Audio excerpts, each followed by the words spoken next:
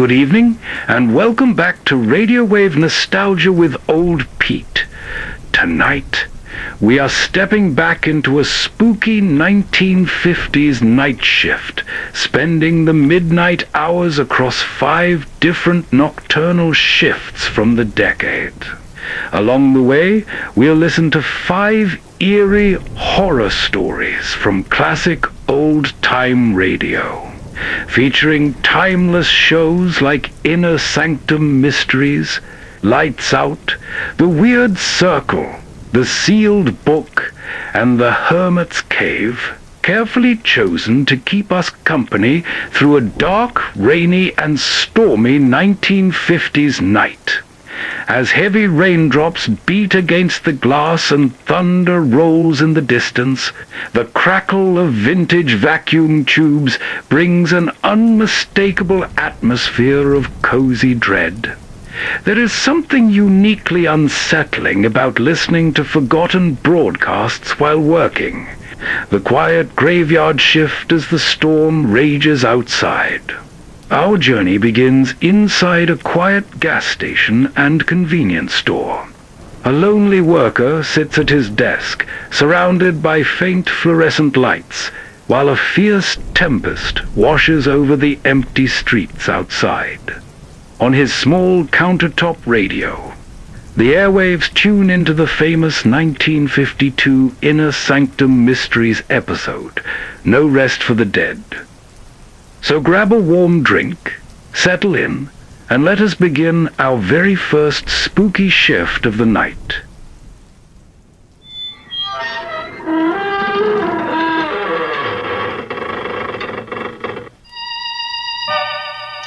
Good evening, friends of the creaking door.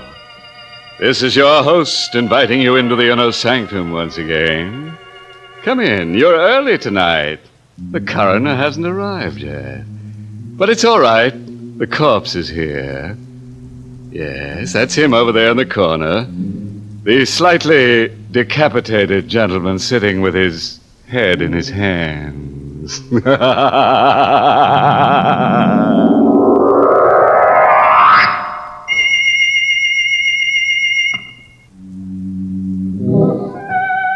All right, friends. Let's gather round and meet that grim reaper, Mr. Macabre. No. Don't try to run away. Lie perfectly still. If you race with Mr. Macabre, you're liable to end up in a dead heat. From the living room of a small house that has seen better days, a single light shines in the early evening. Inside, Grace Denning waits alone for her father to come home. Anxiously lighting one cigarette from the other, she paces the floor until at last she hears his footsteps on the porch stairs.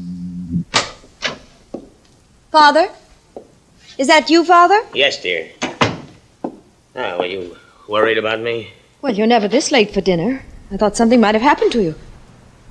You weren't down at the river again, were you, Father? No. Well, where were you? Just downtown. I stopped off for a minute. Grace, why are you staring at me? Well, you look so strange, so frightened. Well, I should be frightened. You know what it's like to live without money week after week, waiting, hoping for a break that never comes. Well, don't worry, darling. Your luck will change. I'm not worried anymore. You got the loan? Yes. From the bank? No. From Dr. Tarleton. Dr. Tarleton? He wouldn't lend you any money. He wouldn't lift a finger to help you. Why not? He's an old friend of mine, isn't he? Well, I wouldn't call him a friend. Not after the way he's treated you all these years. He still hasn't forgiven you for taking Mother away from him. Don't be a fool. Well, he hasn't. He's still in love with her. He told me so. At the funeral. Well, what difference does it make? I've got the money, haven't I? But how did you get it? I told you he lent it to me. Why did he lend you that money? Because I gave him something in return. What? I sold him my brain. What do you mean, Father? I willed it to him in return for the loan. Your brain? Yes. He said it would be of value to him in his experiments. He said the medical school was making a study of men with artistic talents. But you haven't painted for years. Well, Dr. Tarleton didn't really want my brain, Grace. Can't you see? It was just an excuse to torment me. Well, you're not going through with it. I won't let you. You'll have to, Grace. I've gotten the money. Then you'll give it back. I won't let you take it. Here, what are you doing? Holding him up to return that money. Put that phone down. Father, let go. Drive you out of your mind if you accept this loan. Now, let me speak to him. Dr. Tarleton's office. Miss Henry speaking. Hello. Oh, Miss Henry. Is Dr. Tarleton there? Why, who's calling, please? This is Miss Denning, George Denning's daughter. Would you ask the doctor to come to the phone, please? I'm afraid I can't, Miss Denning. Dr. Tarleton is dead.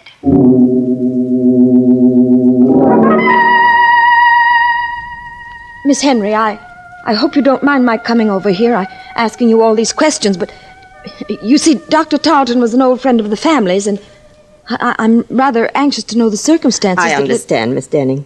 Dr. Tarleton often spoke of you and your mother. When did he die, Miss Henry? This afternoon, about 5 o'clock. We can't be sure of the exact time. Nobody was with him when he died. Nobody? As far as we know. I was out of the office on an errand when it happened, and when I got back, he was dead. But what happened to him? I mean, it was all so sudden. Did he have a heart attack or something? Well, he was subject to dizzy spells, Miss Denning. He probably had one this afternoon. Oh, I see. But I'm not sure that's what caused the accident. Accident? Yes, he fell against the instrument cabinet in his office and broke the glass. The edge of it cut an artery in his neck, and he died before anyone could reach him. How awful. Well, what makes you think it wasn't an accident? I don't know. I just have a feeling it might have been murder. Why? Was anybody with Dr. Tarleton when you left this afternoon? Yes, a man by the name of McCobb. Who? Mr. McCobb. I don't know his first name or anything about him, but the police are investigating him right now. And there wasn't anybody else this afternoon? Not that I know of. Are you sure? Didn't Dr. Tarleton have an appointment with a man who was interested in some sort of brain experiment? What's that? An elderly gentleman, tall, with gray hair and a long, thin face.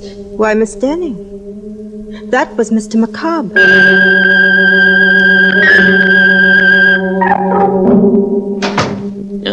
Where have you been, Grace? Oh, just out for a walk. Now, don't lie to me. Where have you been? Over to Dr. Tarleton's office. Yes? Yeah, well, what for? I told you not to meddle in my business. Tarleton's dead, and my bargain with him is automatically canceled. Is that the agreement you made with him, Father? My agreement with Dr. Tarleton doesn't matter anymore. It doesn't to me, Father. But it might to the police, if they find a copy of that agreement. What are you driving at? Don't you think they'll find out Tarleton's death wasn't an accident? Good heavens, Grace, you don't think I killed him, do you? You don't think I murdered a man for the sake of a few $100s? What did you do? You were in his office at 5 o'clock this afternoon, weren't you? Well, who told you that? What difference does it make? Miss Henry knows you were there. She told me all about it. I didn't speak to Miss Henry. Mr. McCobb did. Oh, for heaven's sakes, Father, don't you think the police will see through a trick like that? They're out looking for you right now. Well, confound it, Grace. I didn't kill Dr. Tarleton. And I never heard of Mr. McCobb. Now, let's not talk about him. All right, Father. If you want to bluff it through, I can't stop you. Only I wish that... Just a minute. I'll get that. No, let me. It may be the police. Hello? Hello, Miss Denning. Yes? I've got to see you right away. I have something to tell you about the murder of Dr. Tarleton. What do you mean? I can't talk to you over the phone, but if you'll come down to 54 Palmer Street right away, I'll tell you all about it. Come alone, Miss Denning. And come quickly. Just a moment. You haven't told me who you are. Oh, I'm sorry. The name is Mr. McCobb.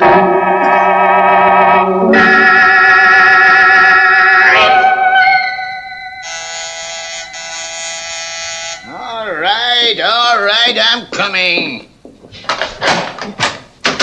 Yes, what do you want? Why, I'm Miss Denning. Weren't you expecting me? I never expect anybody around here, especially at this time of night. What did you ring the bell for? Well, I was supposed to meet somebody here. Are you sure you got the right address? This is the University Medical School. The autopsy lab. We're closed up for the night. That's strange. I was sure he said 54 Palmer Street. Who was this? One of the students? No, a friend of mine. Well, it's a funny place to be meeting a friend of yours, but if he said he'd be here, well, maybe you better come in. Well, Come on, I don't mind you waiting on the inside. Sure. Yeah, I'm always glad to have a little company around. A place like this kind of gets under your skin. What do you mean? Ain't you never been to a medical school before? No, Well, there ain't nothing to be afraid of, lady, but it's just like being in a morgue with them dead ones around, especially tonight. Why tonight? And didn't you read in the papers what happened? Didn't you see where that doctor got killed under mysterious circumstances? Dr. Tarleton? Yeah, that's the one. You knew Dr. Tarleton? Oh, sure I knew him. He used to teach down here. Anatomy. Oh, I didn't know that. Maybe that's why I was told to come here. Because of Dr. Tarleton? You know something about his death? No, but the man I'm supposed to meet here does. Have you ever heard of a Mr. McCobb? McCobb? Are you waiting for Mr. McCobb? Yes. Do you know him? Who sent you here? He did. He called me up on the phone and told me he wanted to speak to me about Dr. Tarleton's death. Mr. McCobb said that? Yes. You better come with me, lady. What's wrong? I didn't say there was anything wrong. I just want you to come with me. I gotta know if you're telling me the truth. Where are you taking me? Don't worry, it ain't far. Right in here, come on. But stop pulling me, will you? Where are we? Where do you think? In the lab. But why did you bring me here? Didn't you say you had to see Mr. McCobb? Yes, but... Well, this is where he is. Right in that canvas bag. It's a body. Of course it's a body. And they give them all names. The students, I mean. Oh, no. This one is Mr. McCobb. How... That's what I want to know. Who put you up to this? Who told you to come over here and tell me he was alive? Nobody. Don't lie to me. Every one of them students know I'm scared of Mr. McCobb. They've been playing tricks on me ever since I got here. Let me go. Not until I make sure he's in that bag. What are you doing? Opening it up. No. Look. It's not Mr. McCobb. What? It's Dr. Tarleton.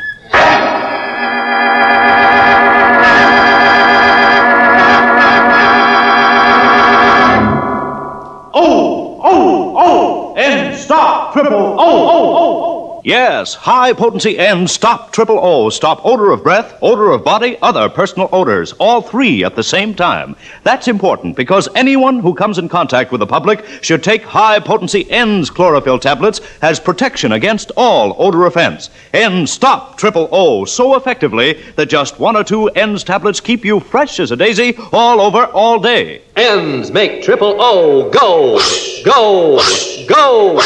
Try this test. Rub an onion slice on your hand. Now moisten an N's tablet and rub it over the same spot. Why, the odor's gone. Exactly. That's how high-potency N's act inside your body to stop odors where they begin. They're made from a more potent form of chlorophyll, contain fully effective Daratol chlorophyll, and so act faster, longer, more thoroughly than any other type of chlorophyll product. High-potency N's are guaranteed to stop triple O the very first day or money back. No deodorant, mouthwash, chlorophyll chewing gum, or toothpaste, nothing that acts only in the mouth or on the surface can possibly stop triple O. You must take chlorophyll internally for these results. So get N's, that's E-N-N-D-S, N's, pleasant tasting and safe as any garden vegetable. Get high-potency N's, available everywhere. Trial size only 49 cents, larger sizes even more economical. Well, now that you've had a few moments to let your hair down, let's get back to our story and make it stand up again. Let's see now, where were we? Oh, yes. In that lovely little dissecting room where the university goes to meet the student body. As I remember it, Grace Denning went there, too, with a night watchman to see a man about a corpse. But the corpse didn't keep his appointment. At the last moment, Mr. McCobb got cold feet and left Dr. Tarleton holding the bag. Are you sure it's Dr. Tarleton? Can't you see it is? I'm going to call the police. Now, wait a minute. You're not going to call anybody till you tell me why you came here. I told you. You told me a lie. You knew Dr. Tarleton was in this bag. You brought him here. Don't be a fool. Well, then who did? Who put you up to this? One of them students? No. They must have, or you wouldn't have told me that story about Mr. McCobb. Where is he? What have they done with him? Nothing. Please, I didn't have anything to do with it. Mean you're not playing a trick on me? Of course not. Then it's true. It was Mr. McCobb. What? He's the one who killed Dr. Tarleton. He's the one who put him in that bag. What are you talking about? You're insane. Insane, am I?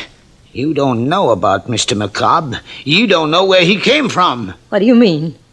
His body, Miss Denning. They brought it from the state penitentiary. He was a murderer. Stop it! Stop it! No, I can't stop it. Don't you understand? We've got to find him and bring him back before it happens again. Right, there's the phone. Hello? Hello? Is Miss Denning there, please? Just a minute. It's for you, Miss Denning. That call? Yes, here, answer it. Oh. Hello? Hello, Miss Denning? Yes? Tell your father not to worry about the murder. Dr. Tarleton was killed by a woman. A woman who lives at 9 River Road. How do you know? Who is this? Don't you recognize my voice? I'm Mr. McCobb.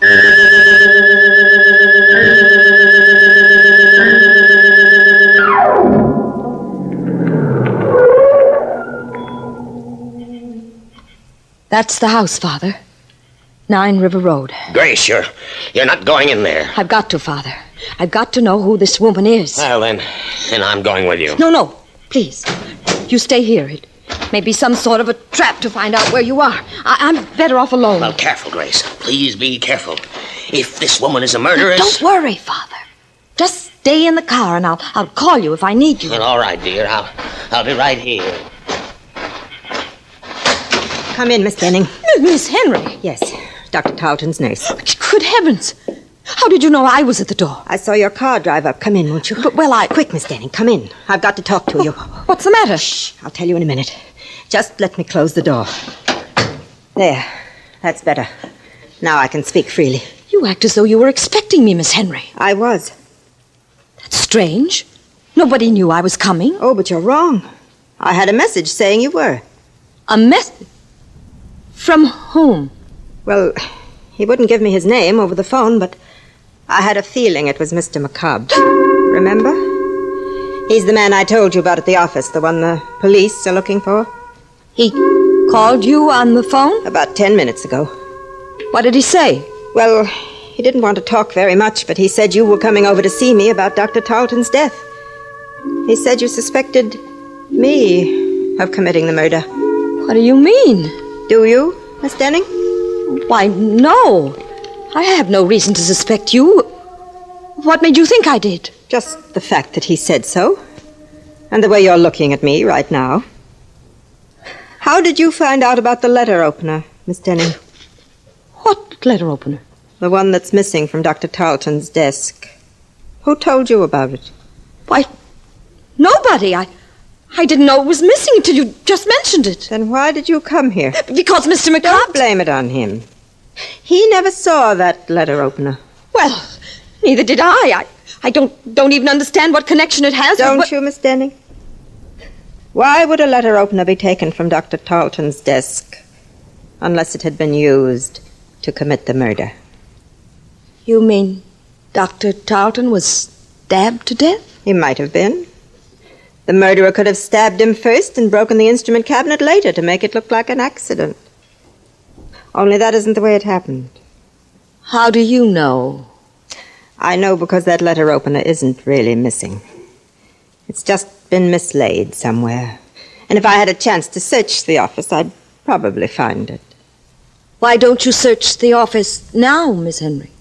I will, if you'll come with me. All right. I'll come with you. Good. I felt rather peculiar about going down there alone, but if you're with me... Miss Denning. What's the matter? Behind you, look. At the back window. What? I don't see anything. It was there, I tell you. It was there a moment ago. What? A face peering in through the window. It's macabre. That's funny. There doesn't seem to be anyone out back here. Must have been your imagination. No, I saw it. I tell you, there was something... Wait, what is it? Thought I heard something move behind the garage. Quick, let's go in there. We can look through the back window without being seen. Careful now, we mustn't make a sound. Here, hold on to my arm. I can't see a thing, Miss Henry. Who's there? Don't be afraid, Miss Denning. It's me. Who are you? Mr. Crane, don't you remember? The night watchman from the medical school. What are you doing here? I'm looking for Mr. Macabre. He's around here somewhere. I just saw him. Where? Out in the field, behind the garage. I don't see anyone out here. You're not looking in the right place. Come with me. I'll show him to you. No, don't. Don't go with him, Miss Henry. Why not? It may take two of us to bring him back. He might not want to come with me. Please, will you leave us alone, Mr. Crane? Go back to your job and let the police find Mr. Macabre. No, wait. He might know where Mr. Macabre really is. Of course I know. I just told you he was down there in the field. Then you go find him, Mr. Crane, and wait for me. I'll be there in a minute. All right. But don't leave me out there alone with him too long. For heaven's sake, Miss Henry, don't you know that man's crazy? Crazy or not, I've got to know what he's up to. Here, take the key to Dr. Tarleton's office and go down there right away. Aren't you coming with me? Not until I find out about Mr. Macabre. Don't worry, Miss Denning. I'll meet you at the doctor's office in a few minutes. Are you sure you'll be all right? Of course. Go ahead. All right. I'll see you later. Mr. Macabre! Mr. Macabre! Oh, Mr. Crane? Where are you? Why don't you answer me? Here. Who's on that path? Oh, no, don't! The letter opener. The same letter opener.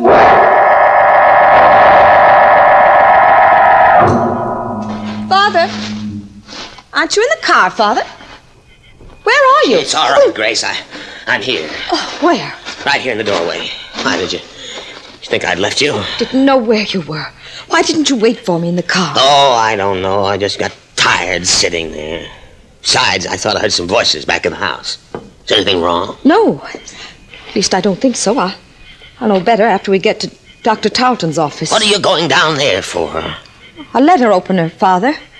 I've got to find out if it's really missing. Oh, Grace, will you stop butting into other people's business? But this is our business. Don't you understand? Are you coming with me? Or shall I go alone? No, dear. I'll go with you.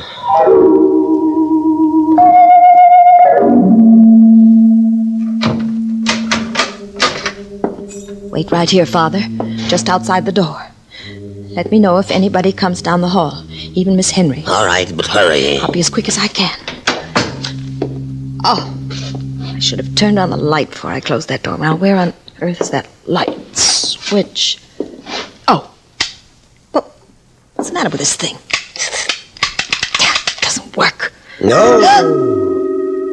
No, it doesn't, Grace. Who said that? I did.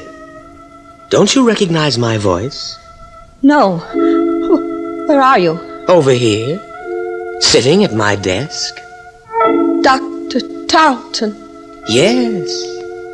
You're alive. No, my dear. I'm just living on borrowed time for a while. Just long enough to tell the police who murdered me. It's a trick. You're not really dead. No. You shouldn't have come back here to return that letter opener. That was the trap we set for you. Only we never dreamed you'd kill Miss Henry. You fool! Who are you? Dr. Tarleton, dear. The man who was foolish enough to leave you half his estate because of your mother. You're a murderess, Miss Denning. Be quiet! Be quiet or I'll kill you! You can't kill me, Grace. You've done it already. Now do it again! I'll do it right this time, the way I killed Miss Henry. Here, put that letter opener down. Let me go. Grab her, Gus. I've got her hands. No, don't touch her. It's all right, Miss Denning. We won't frighten you anymore. We've got all the evidence we need now. You're a detective. You guessed it. But the dead man, the one you had propped up in the chair, who was that? Don't you know? That was Mr. Macabre.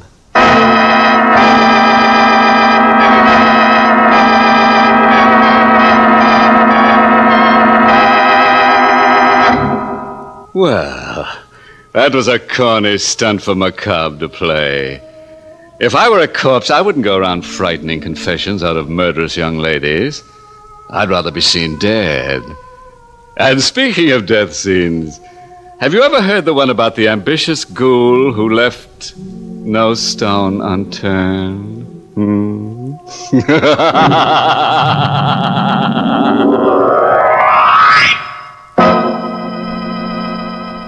We find ourselves inside the quiet reception area of a dimly lit town hospital.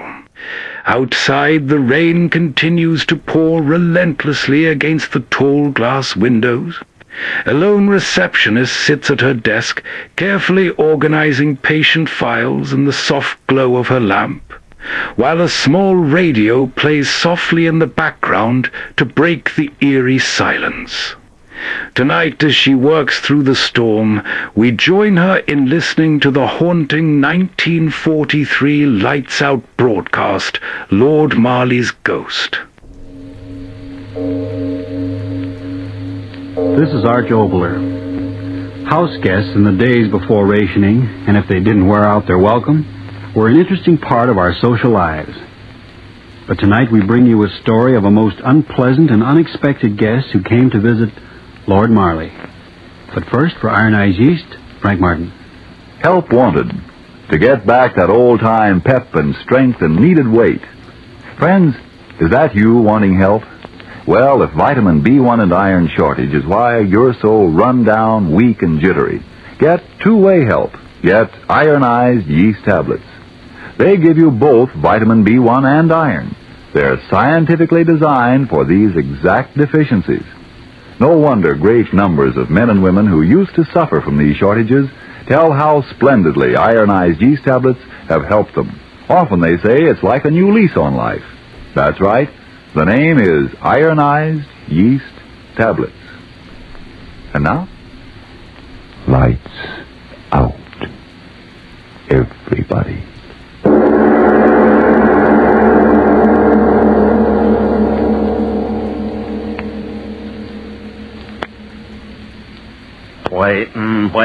Waiting. Who does the man think we are, I'm asking? It's like I says to you before we got in here. Try to do a man like his lordship a favor and you'll get it in the neck. That's what I said, and you remember. Well, I'll give him 5 more minutes to do us the honor, and then it's off I am. I want to look at my nets before the tide changes, that I do. Oh, well, all I'm after is to warn him. Then me duty's done. It's wasting time. He won't believe you. You mark my word. Won't believe me, and me almost losing my boat to the thing? His lordship will say it was the tar. No, you listen to me, Joey. I've been fishing in these waters here for more years than you got brains in your head. And I'm telling you it was a... It's his lordship. Boy, looks to be in a blinking temper now, don't he? Well, what is it? If it pleases your lordship, my name is Sam Mulder, and I know who you are. You're the fellow I caught poaching rabbits last night. Now, wait a minute. You didn't catch me poaching nothing. It's an honest fisherman I am, I'll have you know. Oh, honest, are you? Well, let me tell you, I never forget a face. And if yours isn't the face of the rogue that I saw... Oh, the rogue, is it? Yeah, that Joey calls me the rogue. Fine one he is to be talking. Why, you impudent scoundrels. Out of my house. Out of my house. But your lordship, we want to tell you... You tell me nothing, you thieving rascals. Oh, it's thieving now, is it? For 2 pence, lordship or no lordship, I'd bash that nose of yours so flat it looked like a pond. Get out of here. Get out, I say. What is the matter? These scoundrels. We're not scoundrels, you old coot, you. Yeah, we was only trying to warn him that he's... Not another word. Out. Out, I say. Come on, Sam, let's get out of here. Get out. He calls himself, if he's a gentleman, I'm Get out, I say. Victoria. And if you dare trespass on my property again, I'll have the law on your thieving necks. The both of you. There's no need to shout, Charles. Boy. They're gone. The infernal rascals. But I don't understand. They spoke of coming here to warn you. Warn me? Nonsense. Some infernal scheme that I didn't even give them a chance to reveal. Loafers. Spoiled by the government dole. But I know those men. Well, they're from the village. Good, honest fishermen. Honest, no good, not one of them. And if they keep up their infernal impudence, this community is going to lose my trade. You can depend on that. We'll never spend another season here. Not if I have anything to say about it. Confounded rascals warning me. All right. We'll drop the entire matter right now. What I can't understand is where's that guest of yours? You said he'd be here by 10 o'clock. Look, it's almost noon. Yes, my guess. Yeah, true. What is it, Charles? Didn't I tell you? Tell me what, dear? My guest, it's not a man.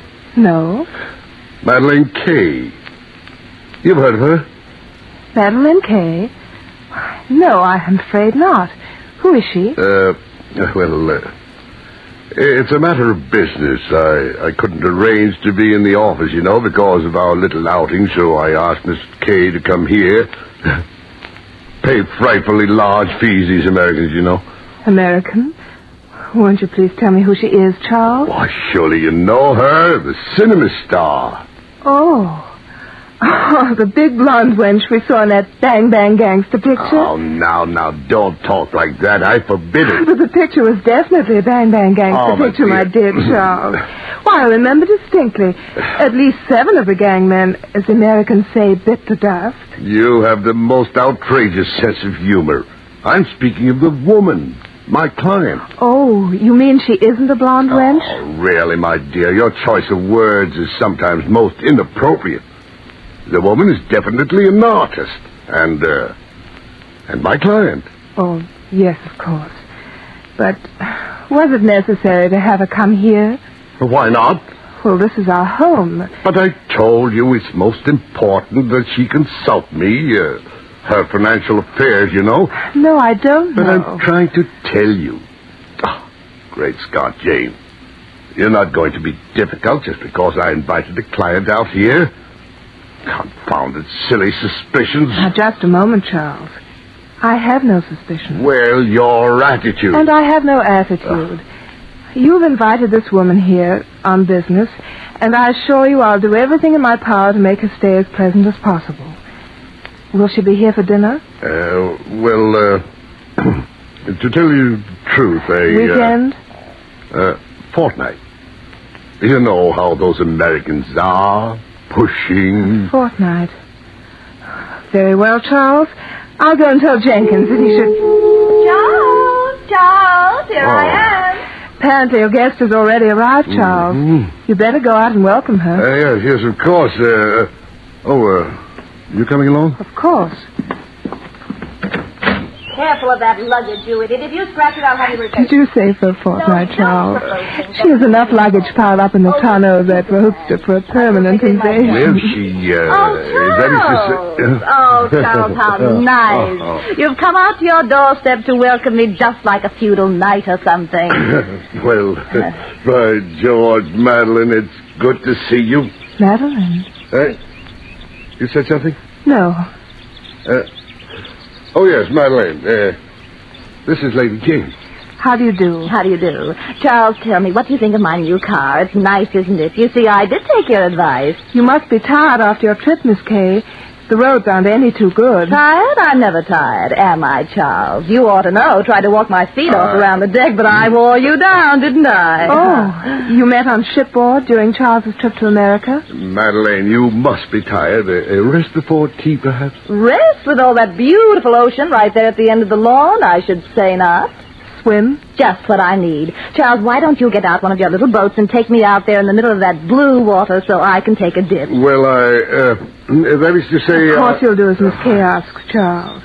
Get out the skiff while I show her to her room. I'm sure she'll want to change before bathing. Oh, yes. I always use a bathing suit while the sun's shining. Run along, Charles, and get the boat out. You and I have all sorts of talking to do, haven't we, darling? Yes, of course. This way, Miss Kay. Jenkins has already taken your things up. You'll just follow me. Sure, why not? The last place I saw stairs like these was on a set in Hollywood. I've always wanted a place like this. It's very pleasant here during the summer months. Breeze coming from over the bay all the time. It's really quite nice. Plenty nice. Right in here, Miss Kay. Not bad. Not bad at all. This is the afternoon off for the maids. I'm sorry there's none here to help you. But by the time you get back from your swim, I'm sure one of them will be back. Oh, it's all right. I've got a bathing suit right in this case here. I think I can get in myself if I hold my breath. I did want to talk to you. Talk? Go right ahead. No. You want to dress? Oh, stick around. We're all girls together. What's on your mind? You are very pretty. You're not as old as I thought you'd be. You met my husband for the first time on the boat coming back to England. Blasted blankety catches of all the rotten luggage. There, that does it. Now, where's that doggone suit? You did meet Charles for the first time on the boat, didn't you? Yes, of course. Oh, am I putting it on in the wrong places? Will your business keep you in England very long? Long? I should hope. Why have you come here, Miss Kay? Charles invited me. Didn't you know? Why have you come here? What you mean is, Madam, are your intentions strictly honorable? I played a part like that once in stock, and was I allowed... Terrible. Why don't you answer me directly? Okay, why not? What have I got to lose? Even if you pass along what I say to Charles, he won't believe you. He's a gentleman. Or, is he? Tell me. What is there to tell? You guessed it. Like a man, Charles thought you wouldn't, but I knew you would. It's been going on ever since he met you. You catch on fast, don't you? You are cold. Sister, when you've been around the way I have, you get to know all the answers. And you make up a couple of new ones, too. But Charles, over 20 years older than you. And with $20 million more than me. But you're wealthy. Press agent stuff. I'm on the skids as far as Hollywood's concerned. I beg your pardon. Skids, you know, a one-way street leading down. Oh. Yeah. I wouldn't talk like this to my own sister, but as long as you and me got our hair down, what's the difference? The truth is, I'm just about washed up in pictures. Not that I can't act circles around many of those little... they got out there, but it's just that... Well, I was way up there, now I'm on my way down. And that's that. So you met Charles on shipboard and fell in love with him. Love? You laugh? Well, I'm sure not crying. But I am going to marry him. You what? I said I'm going to marry him. My husband? He won't be long. You either have a poor idea of humor or you're absolutely insane. Now, I suppose you'll pull the line about my husband loves me, he'll never leave me. He won't leave me. No? I know Charles. There have been others. But he never invited any of those others to his home now, did he? But he did invite me. And I'll stay here as long as I please. And in the end, I won't be the one to go. Why do you say such horrible things? Not so sure of yourself anymore, are you, Lady Jane? They never were as pretty as I am before, were they? And they never knew their way around the way I do now, did they? You'll go. I won't permit you to stay. Oh, really? Charles wouldn't dare. Oh, already. Come on in. Well, what a charming picture you made.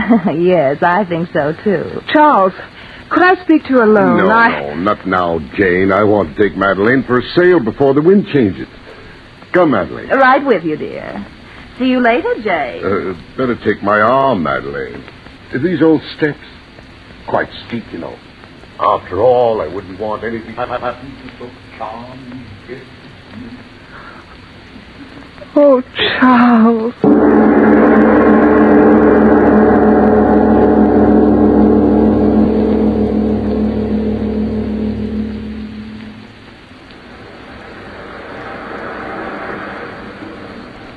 There he goes, Sam. Aye. Oh, I see. But we ought to warn him. I tried. You saw what I got. Fair booted me out of the place. Yeah, he's got his lady with him in the boat. His lady? Where's your eyes? That ain't a ladyship. A ladyship's a lady. She wouldn't be wearing like that. Yellow and not enough of it to... let him sail out there. Why should I warn the likes of them? No, thank you. I'll not waste a breath warning him or her, not a breath.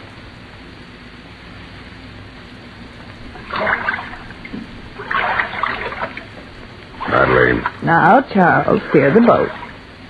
I'd give anything. Anything? Name it.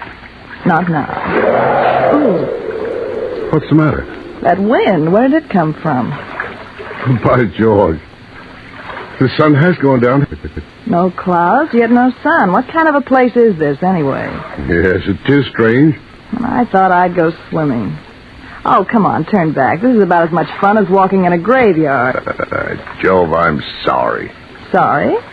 We're becalmed, and I forgot the oars at the landing. Oh, nice going. So what do we do now? Camp out here in the middle of the ocean until the scouts come after us? You have a delightful sense of humor. I'm getting a chill that isn't so delightful. I'm deucedly sorry. Here. Put my coat around you. Lovely. The wind hasn't cooled you off any, has it? Oh, what was that? What? Did you hear it? Like a fish. You don't have whales in these parts, do you? Whales? By Jove. There it is again. Yes, I heard it. The water is so smooth. Oh, the fish jumping, probably. Oh, this is cozy. Becalmed at a very opportune time, if I might say so. Yeah, I can't very well walk home, can I? Anything for you. You'll have your chance. Anything. Oh. Now, what is it? I thought I saw that rope up there at the bow, or whatever you call it, move. Rope? Yes, squirm, sort of. Imagine that. I haven't had a drink in a week. But there's no ropes at the bow? Oh, yes, there is too. Huh? Charles. It's no rope. Then what is it? I can't quite make out. It is a rope. It is a rope. I tell you it is. I'm not quite sure. Another one. Charles, look, another one. Came out of the water. Oh. It's moving. Moving down along the deck. Charles, how can there be snakes out here? Not snakes. What's the matter with you? What are they? Look, there's two of them. Slimy. There's another. Thick as a man's chest. And another one. Coming out of the water. Oh, no.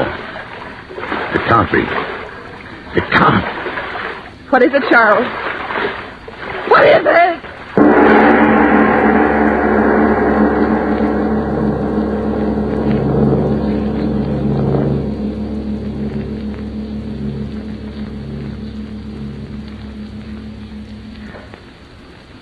Ladies and gentlemen, I'm sure none of us would mind a little time for breathtaking in this amazing story, Lord Marley's Guest. Yes, before returning to the play, let's consider the reality of a wartime problem that affects you. No, I simply won't go to the servicemen's dance tonight. Who would want to dance with me anyway? Since I've lost so much weight, I don't look like anything. I'm so on edge and tired out again tonight. Can't eat. I just know I'll lie awake till all hours, the same as last night. Honestly, I'm worried about myself. Well, getting worried can't help. But if vitamin B1 and iron shortage is your trouble, very probably ironized yeast tablets can. Vitamin B1 and iron? Ionized yeast tablets? What do you mean? Just this. Nutrition authorities say improper eating due to wartime living may cause a person to become deficient in vitamin B1 and iron, two substances essential to normal weight, strength, and energy. And ironized yeast tablets supply those exact two substances, vitamin B1 with iron. They're scientifically compounded to help two ways in these deficiencies. Yes, help you two ways to look and feel and be your old-time peppy, sparkling self again. Maybe I should try ionized yeast tablets. By all means do, if you're short on vitamin B1 and iron. Then see if pretty soon you aren't saying, How grand it is to feel good again. How glad I am that I took ionized yeast tablets. And now back to tonight's play, Lord Marley's Guest.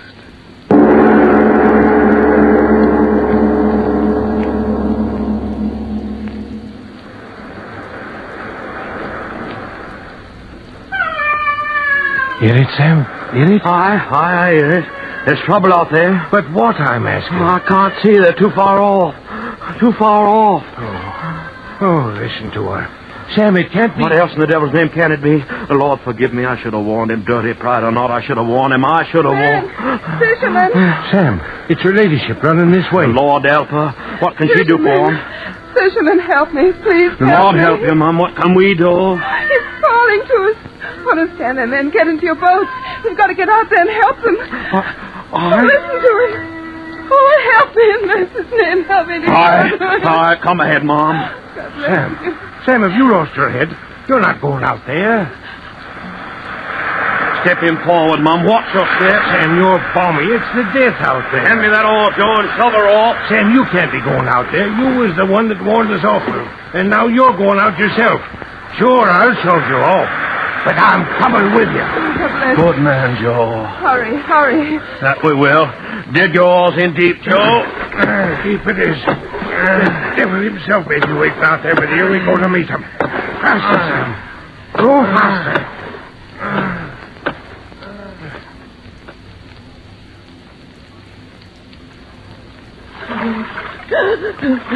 Back of me, Madeline. Stay back of me. Horrible things reaching out. You've got to tell me what they are. What? Tell me. Behind us. Look. No, those snake things crawling toward me. I've got to keep my eyes on them. If I watch them, they can't hurt me. Yes, that's it. Madeline. If I watch them, they can't hurt me. Watch out. Can they hurt me? Out. Can they? What? Answer me, you. Can they hurt me? What are you staring like that for? Now I know. I know what it is.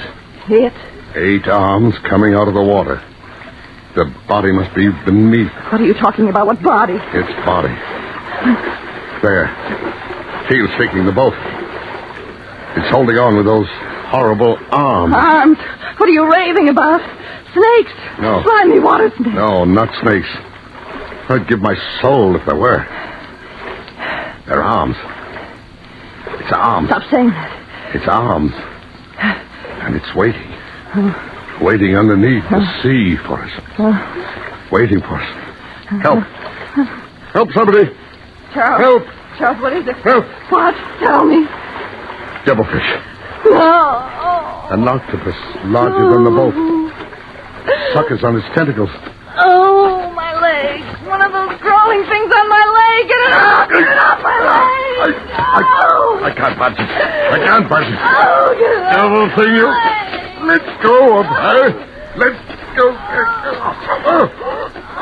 Oh, my neck. No.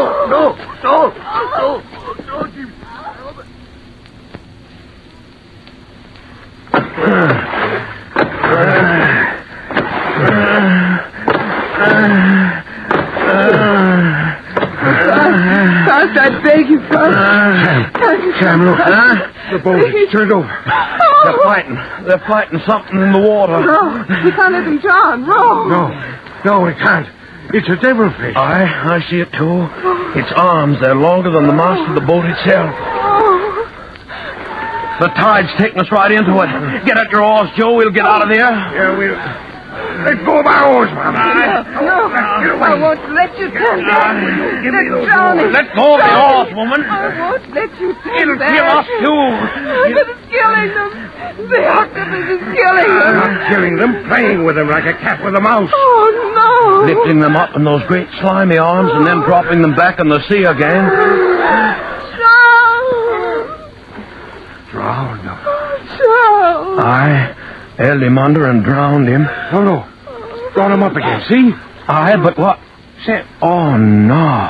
What is it? What is that terrible thing that's lifting out of the water? It's Ed, see? It's bringing the body toward its Ed. It's going to... No, don't look, Mom. No, he's dead anyways, Mom. Joe, let's get out of here. Come on, forward. No. Wait. The woman. Let's let her go. The woman.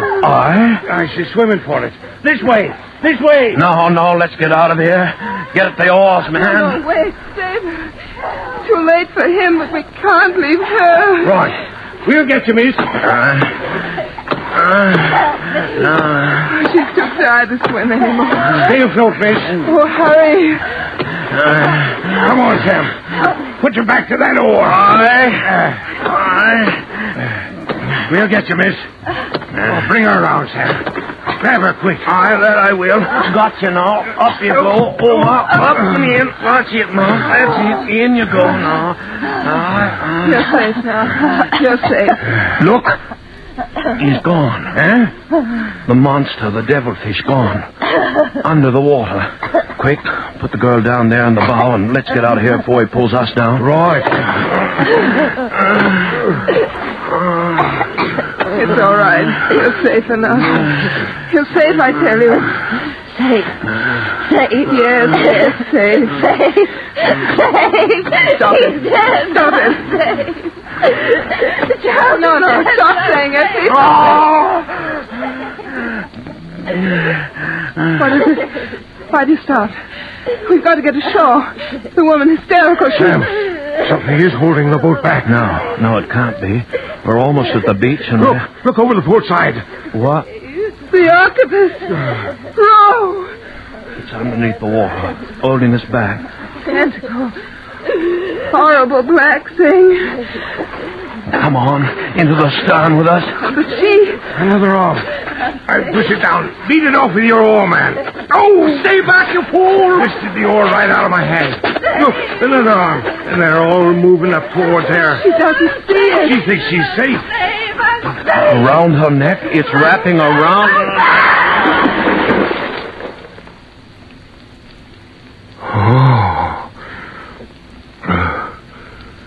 Dragged her over. The boat's free.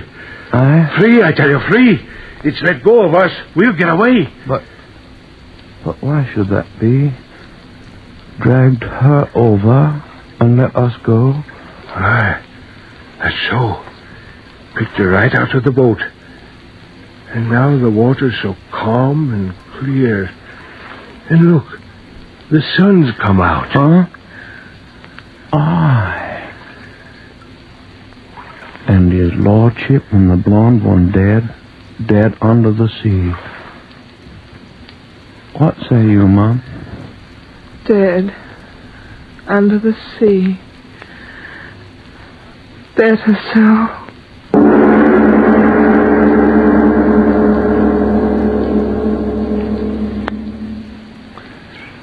Well, Mr. Obler, all I've got to say is... That brrr is certainly an expressive one, Frank, but before we talk...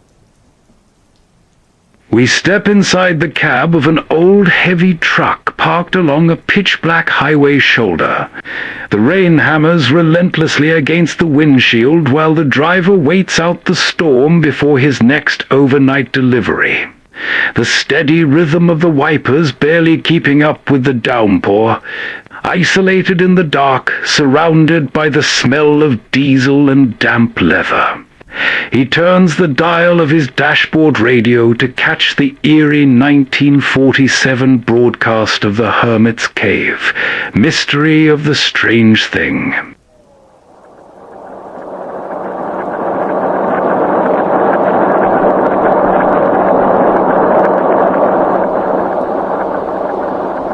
Startling new development and mysterious disappearance of Dawn Forestier, beautiful wife of Dr. John Forestier.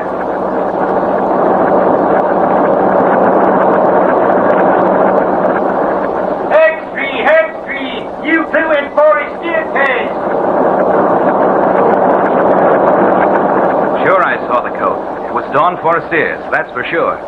Had her name stitched in it. As beautiful a piece of sable as a poor newspaper reporter ever looked upon. Yeah, and her other clothing was there, too, underneath the coat. Hextree, big foul play in Forestier case. Police hunt for body. Well, read it aloud, Clara. It is believed that the beautiful Dawn Forestier has been murdered. This morning, several hours after Dr. Forestier reported his wife missing, Sexton Rolfe Griggs of Green Cedar Cemetery found a bundle of clothing inside the cemetery gates, which has been identified as belonging to Mrs. Forestier. Oh, golly. In the burial ground. Readers of the Gazette will recall the dramatic circumstances which have surrounded Dawn Forestier since early this year. She was discovered one morning in the spring, wandering in the park near Longview Hospital by Dr. John Forestier. Sure, I remember. Read all about it. She was a victim of amnesia. Oh, yeah. Yeah, that means you can't remember who you are or where you came from or anything. It tells all about it here in the Gazette. The doctor took her to the hospital. Yeah. And he named her Dawn. Uh-huh. And fell in love with her and married her. They never discovered who she was. It says here, it was thought at the time the beautiful woman who later became the bride of Dr. Forestier might have attended a masked ball or came from the stage. But no such person was ever reported missing. Sure. Don't you recall it, Clara? She was dressed in an old-fashioned gown. It was torn all to tatters. Yeah, and now she's disappeared again, as mysterious-like as she came. Oh, gee, ain't it awful? You know, Clara, I kind of got it figured out. I'll bet she was the moll of some gangster who spirited her away and murdered her. Gee, murdered. Probably cut into 100... Gentlemen of the press, I have called you here to my home to tell you that you need not continue your search for Mrs. Forestier. What do you mean, Doctor? Not to continue the search? What's the dope, Dr. Forestier? Have you located her? I think perhaps we have. Well, where is she, Doctor? Where'd you find her? Please. What are you going to do? Please, gentlemen. If you will kindly allow me to do the talking, or rather, if you will permit Mrs. Forestier to speak. Then she is here in the house? No. My wife will speak to you through a letter she left behind for me. I only discovered it this evening. For you see, she had placed it in a volume of verse from which I often read to her. Oddly enough, I had thought I would never want to open the sonnets from the Portuguese again. It was against my will that I turned to it this evening. Perhaps guided by Dawn. Who knows? Who can say? It was here I found her letter to me. What is in the letter, Dr. Forestier? I'm about to read it to you. There will be a few passages I will omit. They are personal messages meant only for my eyes. But here is the story of the disappearance of Dawn.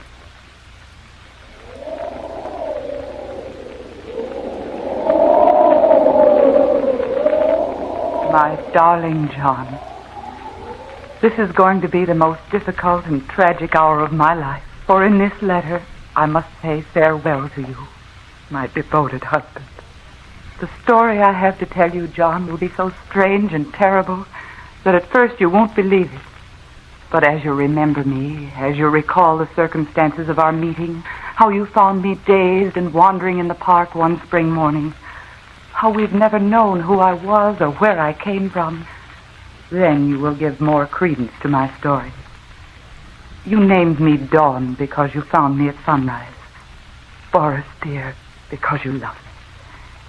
We met in the dawn, my darling. But I must creep away from you in the darkness of the night.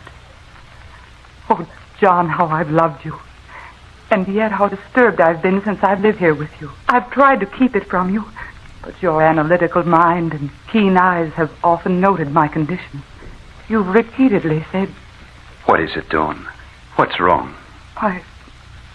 Nothing, darling. Why? You know, dear, I often think it must have been during the night time that you were mistreated or abused by someone or something which brought about your amnesia. Why, John? Because it's always in the night time that you appear nervous, disturbed. Oh, John, you're imagining things. It was not you, John, who was imagining things. It was I. At least at first I thought it was a product of my imagination. It happened for the first time a few days after we returned from our honeymoon and had come here to live. You had left my room. I had turned off the light by my bed, prepared to sleep. First, I thought I must be dreaming. From a distance, I heard a singing wind, like the opening strains of a melody played on an organ. Something quickened within me. I seemed to know the melody. I thought to myself, everything is going to come back to me. I shall know who I was before I became Dawn Forestier. I listened intently. And then as I was listening, outer bedroom door seemed to light up. Yes, that's it, to light up. I sat up in bed. A street light shining through my window made the thing that materialized against my door very discernible. I could see that it was something phosphorescent. It glowed and shimmered in the half-light. Then I could see that it was taking a shape and form. The form of a human being. For many seconds I looked upon it, too frightened to speak. Finally I got out the words, "What are you?" There was no answer. When I spoke, it disappeared. In the morning I was convinced I'd dreamed it all. But the next night, the same thing occurred again. Once more I was aroused from a half-sleep by the music of the wind.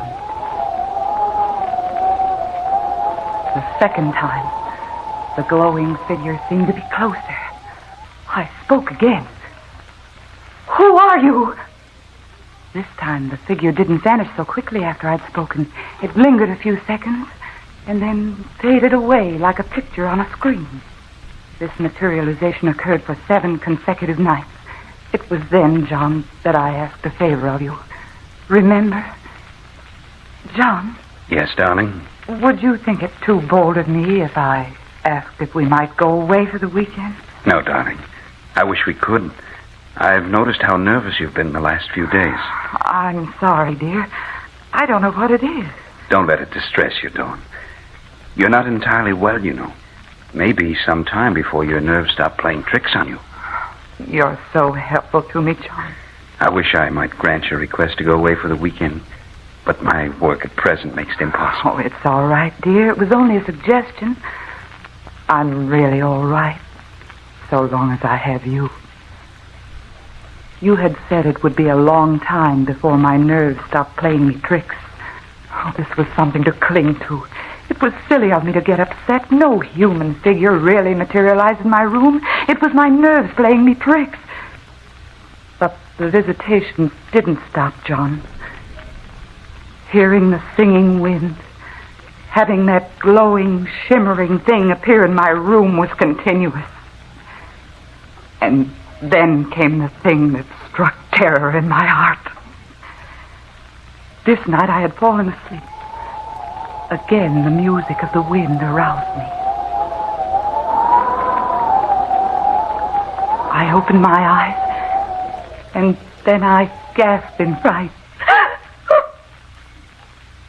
For this time, the glowing figure was standing beside my bed, so near me I could reach out and touch it. Then something terrible happened.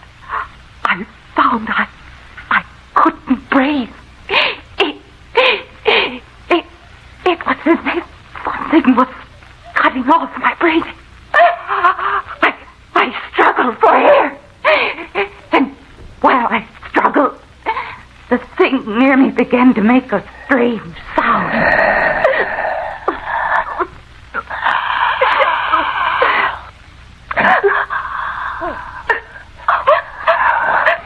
Then I sensed what was happening. The thing was somehow taking the breath from me, getting it into its own body. I must do something quickly. I sat up. I threw my arm out as if to push the thing away. I struggled to push it away. And as I touched it, I could feel something cold and gelatin-like. And then it disappeared. That was the night, John, that I screamed.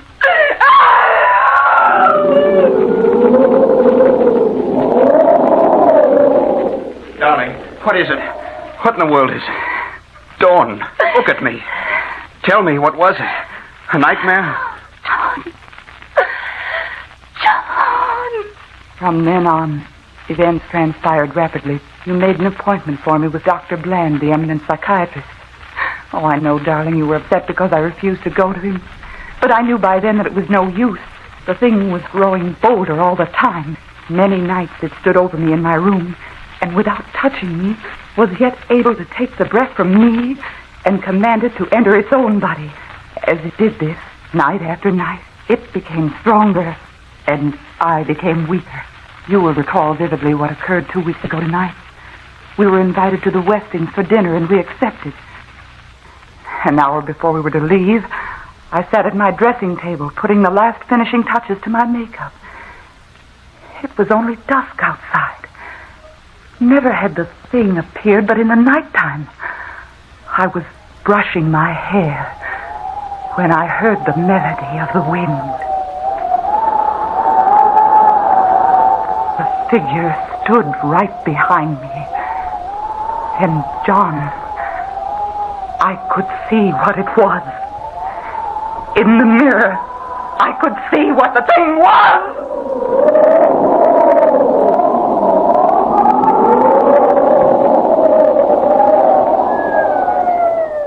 This, John, is going to be the difficult part to make you believe. That as the thing stood behind me at the dressing table, I could tell what it was. We didn't go to the Westings for dinner. Instead, you put me to bed. I shouldn't have allowed you to accept, darling. You haven't been up to par for days. I'm going to call Ralph in to see you tomorrow. You don't look well, darling. Don't call anyone in, dear. It'll do no good. Nonsense, honey. There are very few things that medical science can't cure these days. And believe me, darling, I'm going to have you well again. Your doctor friend came. He gave me medicine to take. Oh, I knew it was no use at all. And yet I would do anything to humor you. For the thing that I now recognized was getting so strong that it was always near me. As I grew weaker, it grew stronger. And I wondered that you couldn't hear it breathing in my room. Now it had a power over me.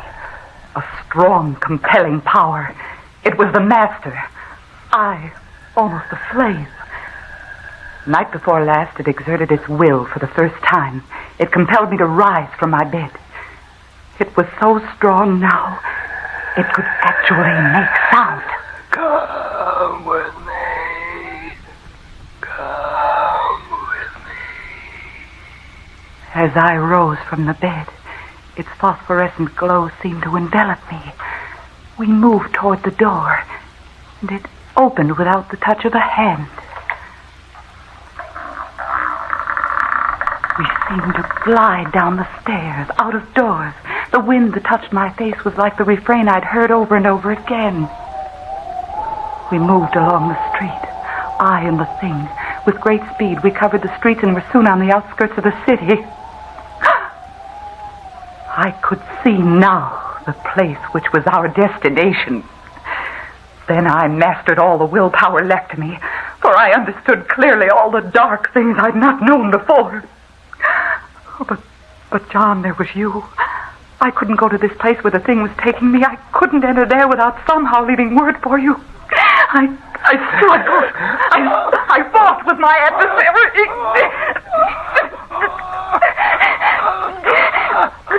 I was gaining. I broke away. Somehow I got breath and strength enough to return home and to my bed. Now comes the end of my story and my farewell to you. Here, gentlemen, I will omit a page. It is personal. But what happened to Dawn? Where is she? Since this morning, when the sexton at Green Cedar Burial Ground found my wife's clothing, permission has been granted by the state for me to check up on the material found in this letter I've almost finished reading to you. I'm refraining from reading the last pages until we have made a visit to the cemetery. If you men of the press will get in your cars and follow me, we may be able to complete and verify the information given to me by Dawn Forestier.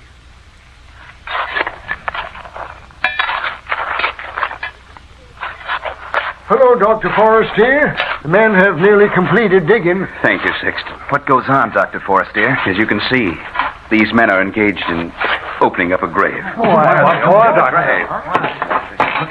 We've come to the casket, Doctor. Very well, Sexton. If you will please open the box. Yes, sir. Can you lift the casket out, boys? Right.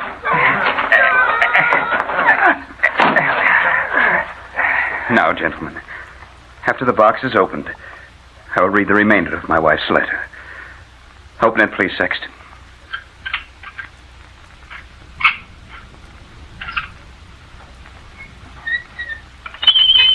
Well, great heaven. Dr. Forrester, great Scott, why have you opened this grave? Sexton, will you reach in and procure the diamond ring that lies in the coffin? Yes. Here it is, sir. This is my wife's ring, gentlemen. How did it get in this coffin? Here are the last pages of my wife's letter to me. Now comes the end of my story, and my farewell to you. John, I knew from the moment I saw the thing in the mirror of my dressing table. I knew from then on who and what it was. The first night I was strong enough to break away from it as it drew me to the gates of Green Cedar Cemetery. And I've spent my last day writing this letter to you. For tonight, the thing will appear again. And this time, I must follow it. I must follow it to the grave, John. Into the grave. I know how it will be. The thing, the protoplasm that has appeared before me so many nights and has grown in features and strength, will absorb me until I'm no longer a living person, and I must follow it. First, I will hear the music of the wind. Then the thing will appear, and I will be dissolved into it. John, my darling, in case you don't believe my story, open the grave near which you will find my discarded clothing. For I'm wearing the ring you gave me, my love. I'm wearing it as I return to the grave. For you see, John, the thing that I saw in the mirror, that which has gained power over me, is I, John. It is my own ghost, come to claim me to return to the grave from which I broke away.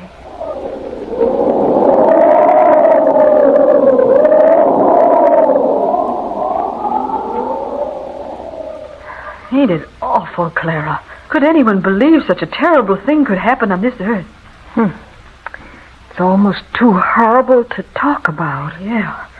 There, when they opened that grave, lay a decayed skeleton.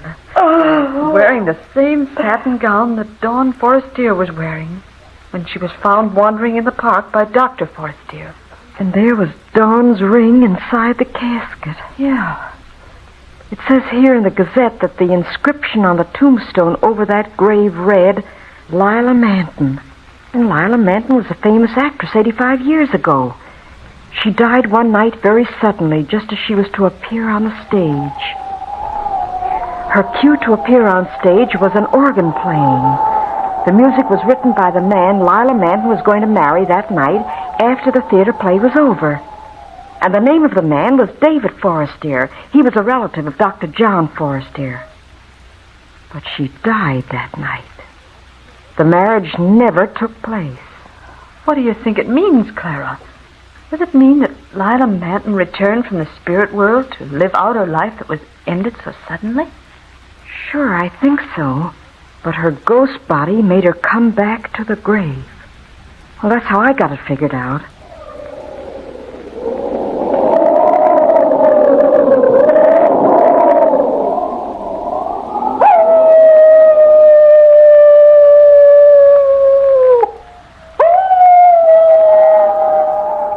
The rain shows no sign of stopping, drumming heavily against the dark windows as the storm outside rages on. A lone officer sits at his desk, surrounded by flickering shadows, sipping cold coffee to stay awake during the late graveyard hours. Breaking the heavy silence of the empty precinct, the tabletop radio hums to life, broadcasting the chilling 1945 episode of The Sealed Book, Stranger in the House.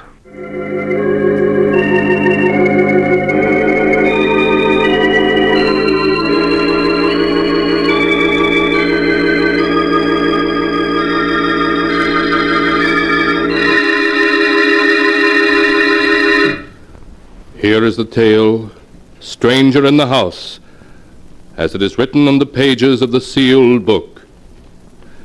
The tale was told by Jane Barton herself. From the first moment I saw Wickford Manor, I was filled with a sense of uneasiness, almost fear, a fear I couldn't explain. To all outward appearances, Wickford Manor was just another old, staunchly built colonial house, the kind you see through all New England. Roger, my husband, was delighted with the house. Its beauty and remoteness won his heart from the beginning. Say, take a look at that beautiful staircase. Look at this magnificent fireplace in the drawing room. Yes, it is beautiful, Roger. It's just the size house we need, with 4 rooms upstairs. 4 rooms upstairs? How do you know, Roger? The agent never mentioned how many rooms the house had. Didn't he? Well, there's only one way to find out. Let's go upstairs and look. Come on, Janie. All right, Roger. This house would require very little in the way of repairs. But it hasn't any electricity, Roger. Oh, well, we could use lamps until a line could be run to the house. Look, Janie, there are 4 rooms up here. So there are. It's as though you've been in this house before. Yes, I have a feeling I have. Well, perhaps that's the reason I like it. But, darling, you've been ever so quiet since we entered the house. Don't you care for it? I don't know. It seems unfriendly. Well, if you don't like it, then we'll keep on looking until we find a house we both like. Oh, nonsense. I've been married to you too long not to know you've got your heart set on this place. We'll never find anything nicer. Now, that room with the southern exposure will be our bedroom. Oh, Janie, you're wonderful. And we will be happy here. I know we will.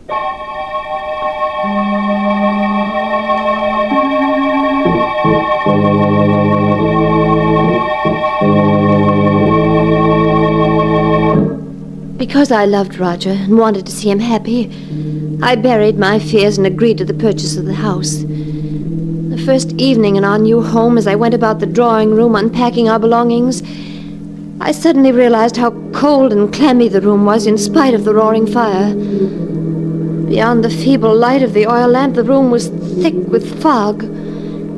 Suddenly it seemed to engulf me like a shroud, and I felt the icy coldness of the grave upon me. My heart pounded in my ears. I felt faint. After what seemed like eternity, the fog rolled away. The light of the lamp became brighter.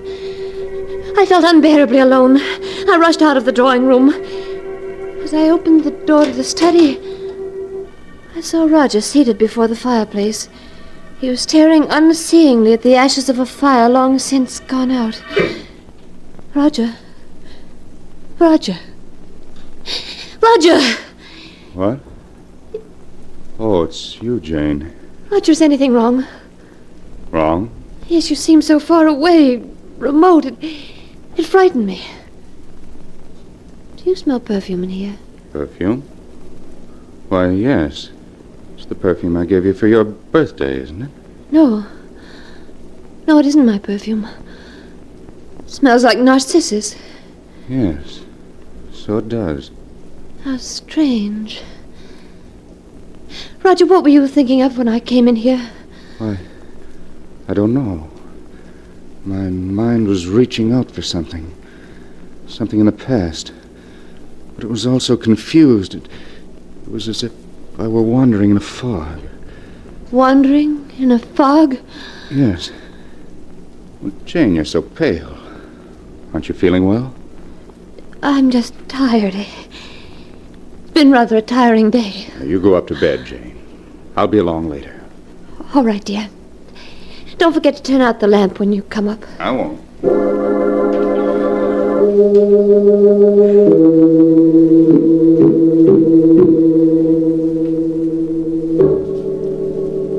I left the study and Roger. After tossing in my bed for hours, I fell into a fitful sleep.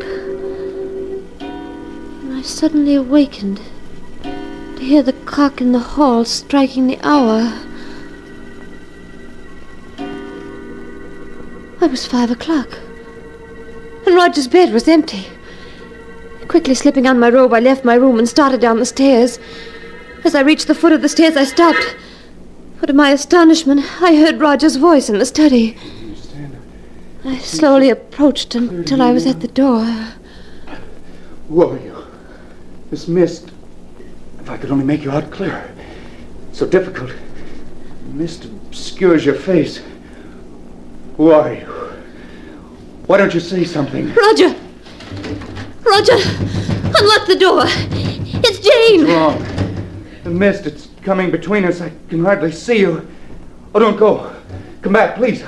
Please come back. Darling, please unlock this door. Please! Roger!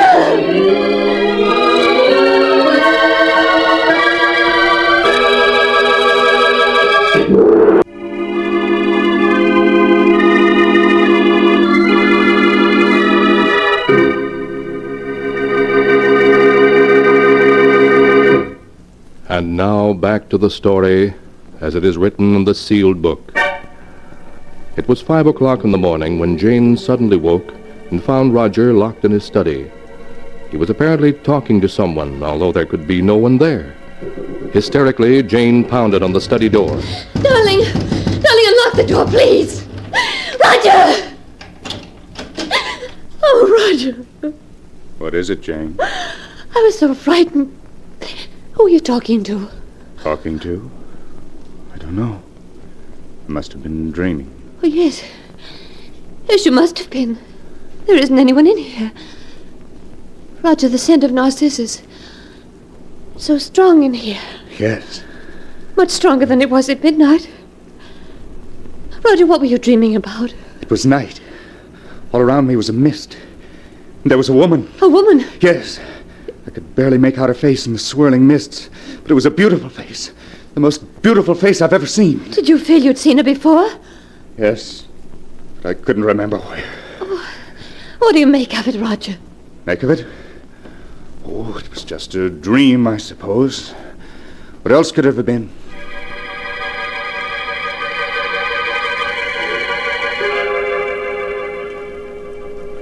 Roger said it was a dream. But in his heart, I knew he believed it was more than a dream. During the days that followed, he'd pace incessantly in the study, paying no attention to me, living only for the coming of twilight. And when night did fall, he'd lock himself in the study, forbidding me to disturb him.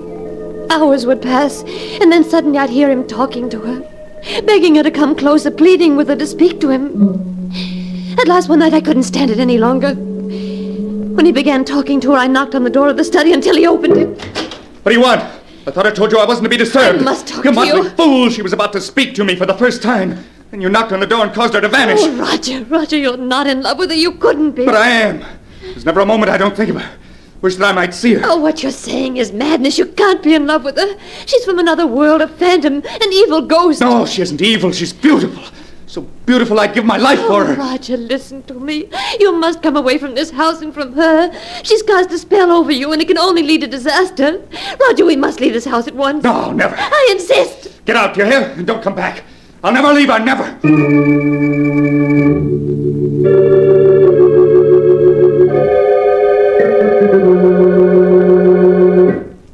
Dr. Smith, in view of what I've told you, do you think you can help me? Now, you say, Mrs. Barton, that when you drove out to Wickford Manor for the first time, your husband seemed to recognize the house?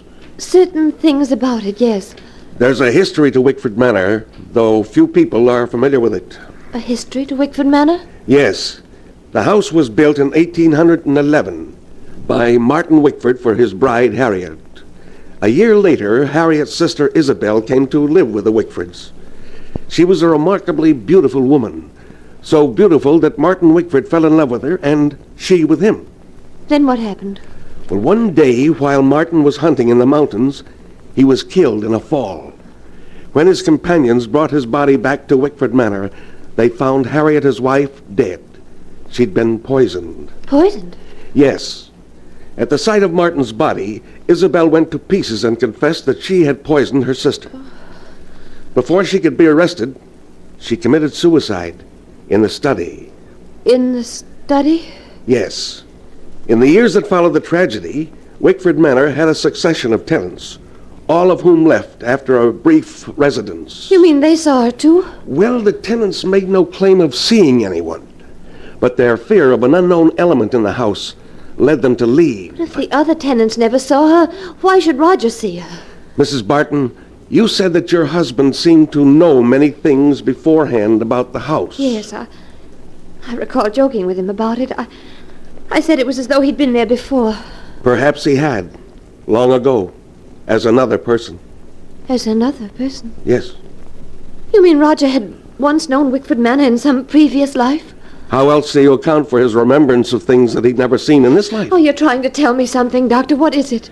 Perhaps your husband and the spirit of the woman Isabel are able to bridge the gap of time and space because they had once known each other in another life. Doctor, you don't believe that Roger was Martin Wickford? I don't know. What is happening at Wickford Manor is beyond the knowledge of the living. But this I do know. We must return to the manor at once, for the spirit that's abroad in the house is one to be feared more than death itself.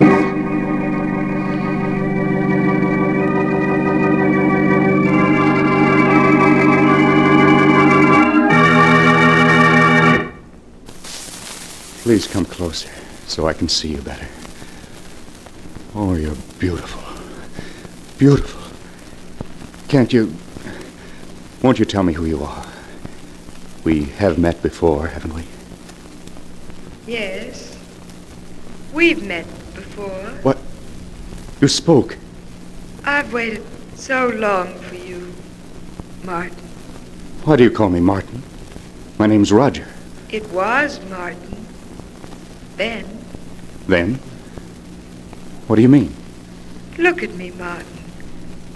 Look into my eyes. Don't you remember me? Yes, but where? Think, Martin. Think. Time is the barrier between us, but we shall surmount it. Think back into the dim past when you lived in this house and we loved each other. Isabel. Yes, Martin. Isabel. Do you remember now? Yes, Isabel, yes. I remember everything up to the day I went hunting in the mountains and fell. What happened to me, Isabel? What happened to us? To our love? Don't think of that accursed day, darling, but think of the future. Our happiness together. Oh, yes, Isabel. Our happiness together. Roger! Roger, please open this door. Roger! Martin, she's come back. Yes. Darling, don't go. Don't leave me. I must, Martin. I must. We could be so happy together. Come back. Please come back. Roger, please unlock this door, please. What do you want? What did you come for? Roger, this is Dr. Smith. Doctor, this is my husband. What the devil did you bring him here for? Roger, please. I thought perhaps he could help us. Help us? I don't need anybody's help. I must warn you, Mr. Barton. The spirit of the woman you see in the study is an evil one that will lead you to disaster. I don't need help from you or anybody else. I'll get out of this house. Get out, both of you! Doctor, we must do something. We must. We shall, but not tonight. I must have time to think about it. You'd better return to the village with me. No, I don't want to leave him in the house alone. Something might happen to him. Very well, then. I'll return late tomorrow afternoon, and when I do, we shall take action.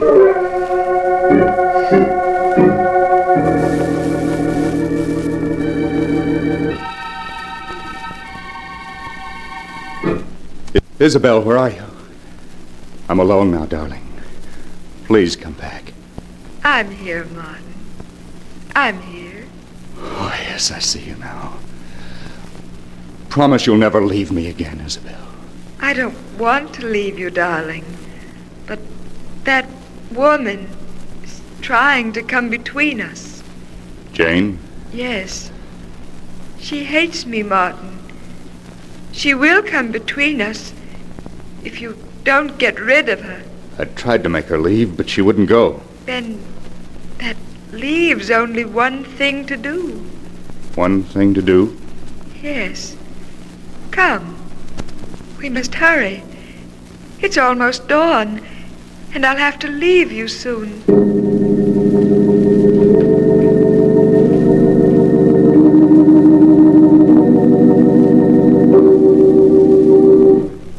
Look at her, lying there asleep, so defenseless. Yes, go ahead. Put your hands around her throat and squeeze. Oh. Hurry, Martin, before she awakens. Who's there? Answer her. It's Roger. Oh, for a moment I was so frightened. What time is it? It's just dawn. Hurry, Martin. I must leave. Yes. Roger. Roger, why are you looking at me like that? Oh, no, Roger. Tighter, Martin. Tighter. Until she stops struggling and is still forever. Isabel, don't leave me. Isabel, where are you? Isabel, please don't leave me, Isabel. Roger, she made you do it, didn't she? Oh, Roger.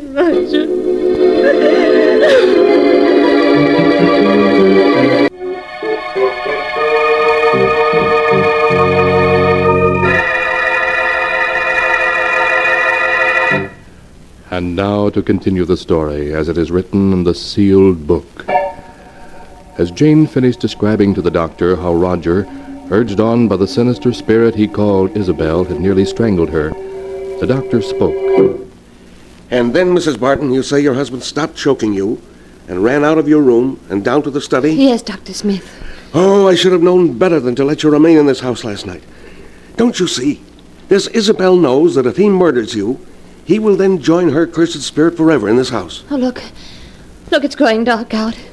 Soon she'll appear to bewitch him again. Doctor, we must do something. Very well. This woman, Isabel, has been denied the peace of the grave because her sister's blood is on her hands. She belongs neither to the living or the dead, only to this house. If we could get your husband to leave, perhaps it would break the spell she's cast over him. Yes, but he absolutely refuses to leave. Then we must force him to. I could very quickly give him a hypodermic and render him unconscious. Yes. Then we could carry him away. And to make sure he never returns to this house, we must burn it to the ground before we leave. Yes, we will burn it. And the evil that's in it. Then if you'll lead me to the study. All right, Doctor. Have you the hypodermic ready? Yes. Now, when your husband opens the door, just gain his attention for a moment. Long enough for me to give him the injection. Yes, very well. Roger.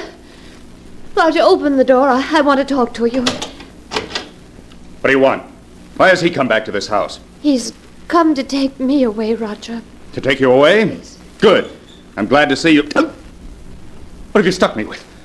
What's that in your hand? Just a hypodermic, Mr. Barton. A hypodermic? What are you up to? You're trying to take me away from this house. From her.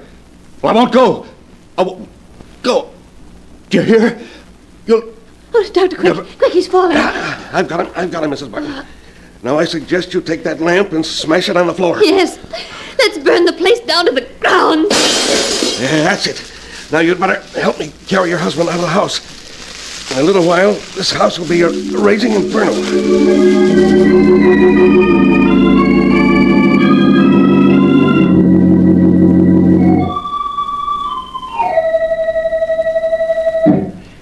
He's regaining consciousness, Mrs. Barton. Will he remember what's happened? I don't know. How are you, darling? Oh, hello, Janie. Oh, but I had a terrible dream. I'm so confused. You've been very ill, but now you're going to be all right. Of course. Oh. Where am I? You're in my home, Mr. Barton. Yes, darling. Our house burned down last night. Burned down? Oh, that's too bad. Well, we only had one night in our new home. One night? Oh, yes, of course, Roger. Well, Mrs. Barton, in spite of the loss of your home, I think you were very fortunate, for there are things far worse than fire. Yes, Doctor. And I can never thank you enough for breaking the bridge between the past and the present. What are you two talking about? Oh, nothing, darling. Nothing at all.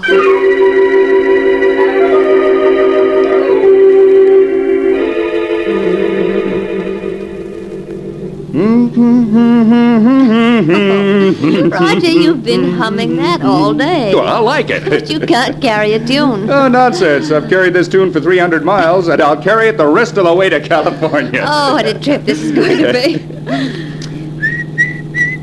Roger. What? Do you smell something? Yes. Good night air. No, I don't mean that. Well, what's wrong with you, Janie? Don't you smell it? What? You mean that perfume? Yes. Seems familiar. What is it? Narcissus. Narcissus? Yes. Oh, Roger, we haven't escaped from her. She's here in this car. Martin, it's Isabel. Think, darling. Think.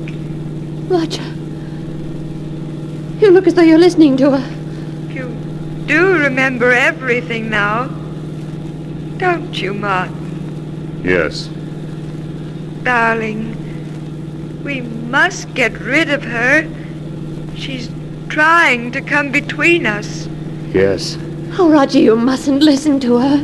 Once she's gone, we'll be together forever, darling. Yes. Forever. Roger. Roger, why have you stopped the car? No. No, don't look at me like that. Roger, no. Stay away from me. You mustn't.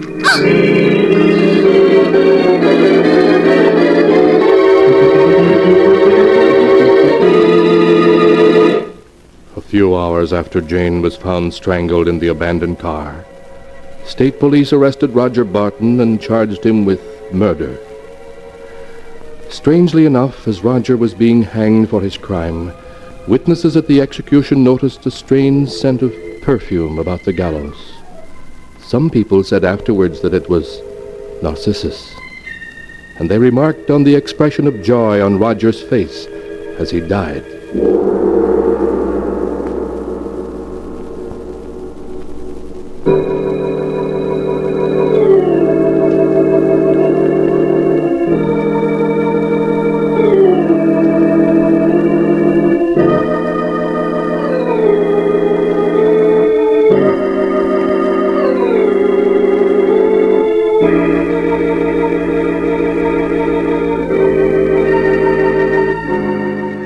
We join a lonely night watchman stationed inside the elevated guard booth of a small town factory.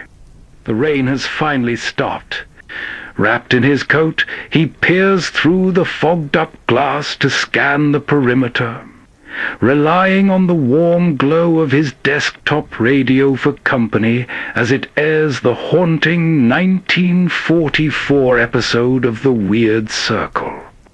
The Ancient Mariner.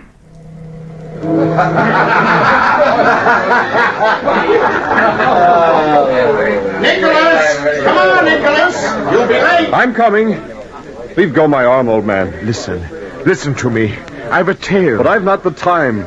All the wedding guests are there, and... There was a ship. I don't care. This is my cousin's wedding. There was a ship, I say. Do you want money? No. Then what do you want, for heaven's sake? A tale that must be told, about a ship. Some other time. Let go my arm. If it's an amusing tale, then come, tell to all the wedding guests. Only don't keep me here. Listen, everyone is there but me. Nicholas! Nicholas! And they're calling me. There was a ship, stranger, that sailed the seas. Take your hand off me. Leave me. A ship that wives and sweethearts cheered as it left the pier. Listen, stranger. There was a ship put out to sea, and I must tell its tale. The crew sang, the sails swelled, foam uncurled below our keel. Listen. There was a ship cursed by a man, cursed by none but me. I do not like your eyes, old man. Yes, cursed by none but me. They gleam like a madman's eyes. Cursed so that all the crew died, yet rose and walked like living men, and sailed the lonely sea. That died? And what do you mean? Who trod the deck and reefed in sails, who took the helm and walked the bridge. Yet they were dead as dead could be. Who are you? Who are you, old man? Jonathan, am I? Listen. Tomorrow you shall wake a wiser man. Listen. Nicholas! We left the pier in a shining day. The tide was with us. Gulls rode the sparkling air. and we sailed out as gallant as a minstrel ship upon an emerald sea. Day after day our ship sailed on, and the sun rose up calm and warm, and in the evening sunk down into a crimson sea. Day after day, placid and mild, the weather stayed. But soon, from out the south, wind and tempest tore the sea, trapping our ship with giant blasts. Mountainous waves lashed at our decks. The timbers shuddered, and like wreckage we were driven north, like matchwood in the sea. And when we stopped, it was because ice had locked us in, because around us, white and cold, there lay a frozen sea. And day after day the sun rose up, hung in the sky, pale and chill, and then at night dropped in a ghastly sea. Day after day the sun rose up, the heatless sun that could not set us free. And it was here the curse began. The curse sprang from me. On a chill dawn, when the ice shone like polished bone, and the sun hung fixed and blind. On a dawn when in the frozen silence of the air I heard the ship's bell tinkle, and the mate, Mr. Springer, calling me. Jonathan! Jonathan! Coming, Mr. Springer. You'd better not run. Those decks are slippery. It's all right, sir. Take the bridge watch, Jonathan. Larson's down with frostbite. Aye, aye, sir. Although what else besides ice you're expected to see is beyond me. Perhaps a bit of meat, Mr. Springer. A bear. He'd be a fool to be caught in this waste. Will we ever get away from this ice? Fresh meat would be a godsend. Aye, so would freedom. Do you realize, Jonathan, it's spring in Massachusetts now? You could walk about without mittens, and you could sit in the sun. Curse the wind that brought us here to be trapped like a fly in a block of ice. My brother's son, young Samuel, the one who's with us. He's Massachusetts born, too, Mr. Springer. Well, then there are two fools who left home for this.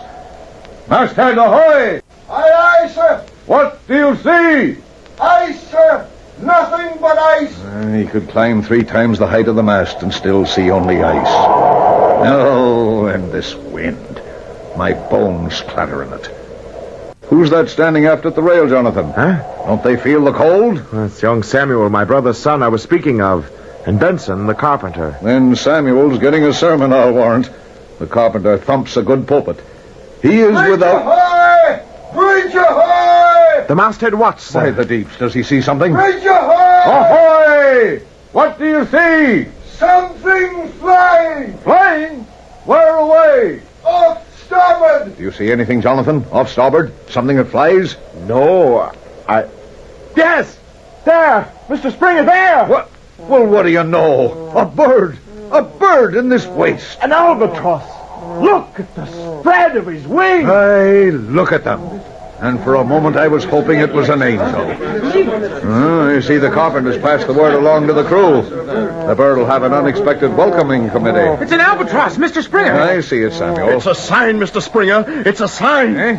What is it, Carpenter? A sign! Out of the waste and the nothingness, God sent us a sign. Carpenter, this is no pulpit. I tell you, he has not forsaken us.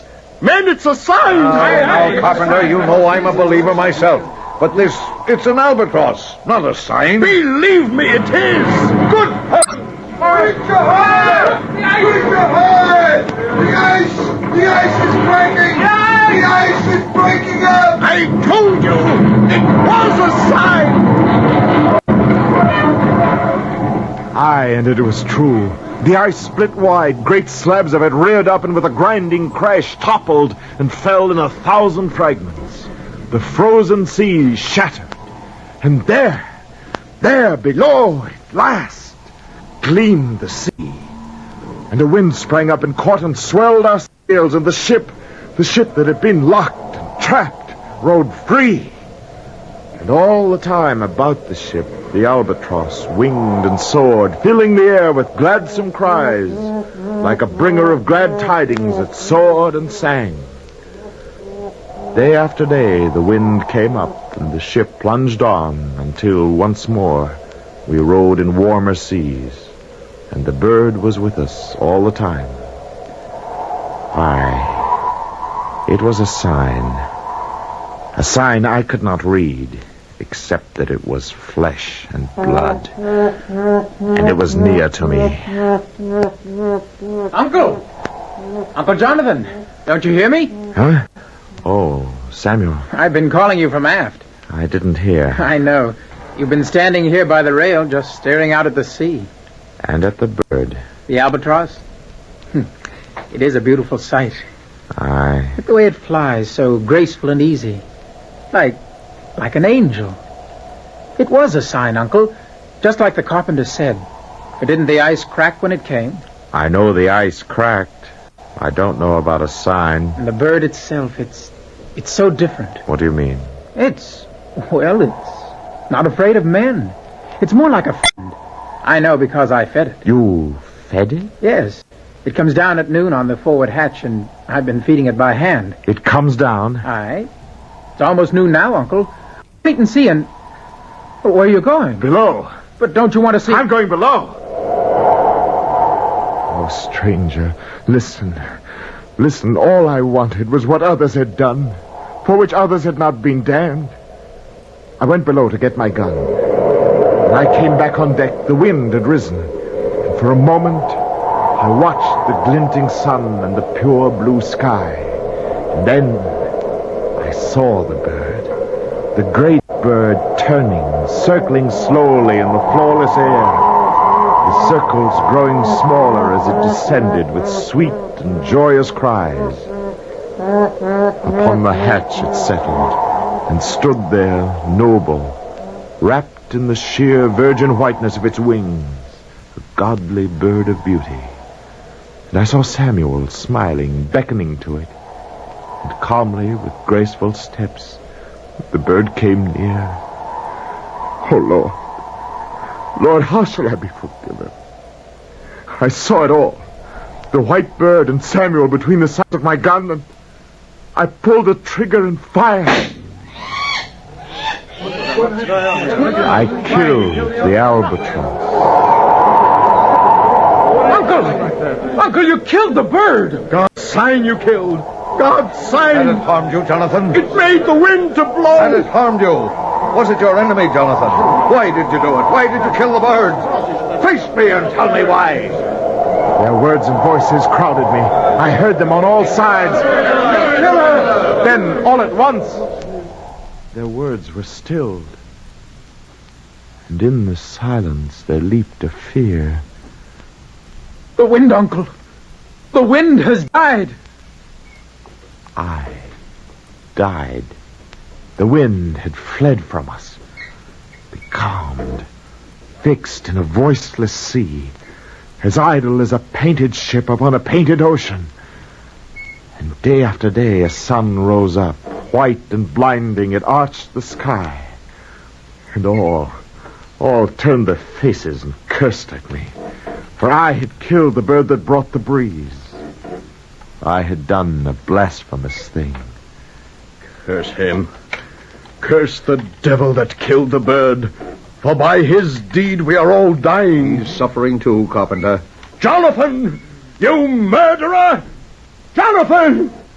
You called me? Oh, it's you. The devil. Strike him, God. He murdered his fellows. Go away, Jonathan. Mates! Mates! Don't let him escape! Mark him out so that he'll be known on Judgment Day! Brand him! Single him out so that punishment won't fail to find him! Mates, listen to me! Get out of here, Jonathan. Get below! Let him be marked as Cain was marked! Brand him! Mark him out! Listen, man! Bring the albatross! The albatross! Here it is! Tie it about his throat. Tie it. Let him bear the full burden of his deed. No! Now shall the Lord find him swiftly, unerringly, marked and branded as he is. Is it tied well? Aye, like a gallows rope. Then to the wrath of God we commend him. The wind! The wind! The wind! Bridge ahoy! A ship! A ship off the starboard bow! And a ship there was, out of the west, rushing toward us with its sails swollen with wind. But the wind that blew was not for us. It was clear we watched a phantom vessel, for her hull was ribbed like a skeleton, and her sails were white as shrouds. The moon grinned through her. Stars glinted through her sides, and on the bridge her captain stood. We saw him and we screamed, for he wore the bleached white face of death. And as he neared, he laughed and cried, "The game is done. I've won. I've won." And swift as light, his ship sped by and disappeared from sight. King Death fled by, but his laughter still was with us. And then I heard the sigh. I spun around, the albatross still on my throat, and saw the ones who tied it there had fallen where they stood. Stranger, stranger, none were alive. None but the carpenter and I. They died, and there were only us, alone. Alone on the wide, wide sea. The carpenter and I.